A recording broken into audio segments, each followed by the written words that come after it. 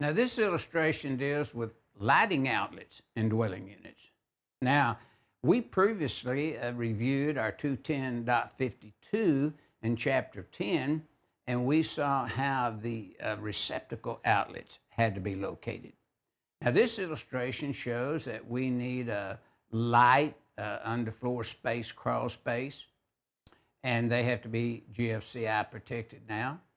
In accordance to 210.70A3, the light is required, and where you enter through the opening, the light switch should be right there.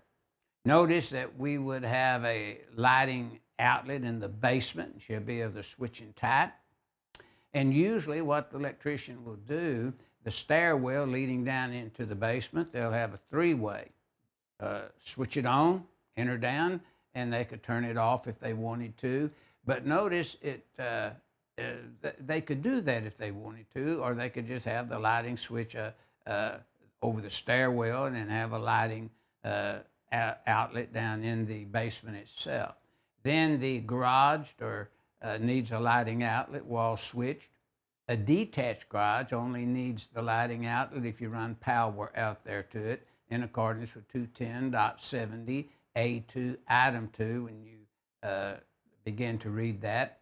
And then in some cases, you know, a wall switch has to be installed in each room, but sometimes a switch, according to exception 1 to 210.70A1, could switch a receptacle outlet under regulations there.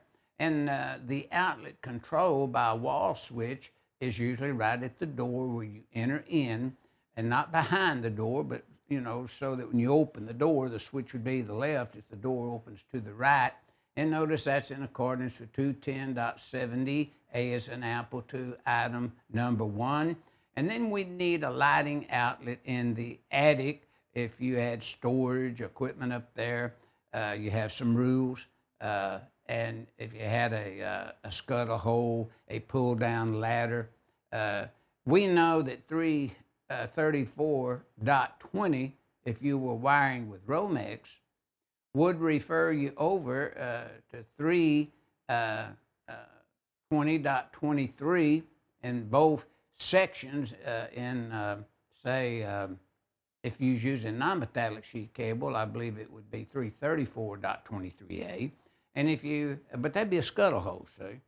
But now, if you had a pull-down stair, to have a pull-down stair to go into the attic, then you have to go to 320.23A to get the rules.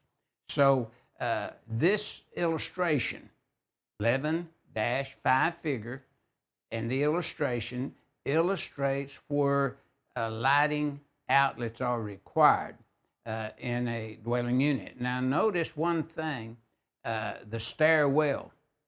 When the stairs become an issue is when there are 6 or more.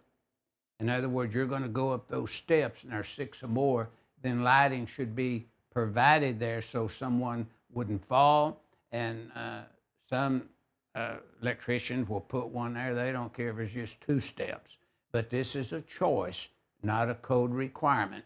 And that's what this figure is illustrating.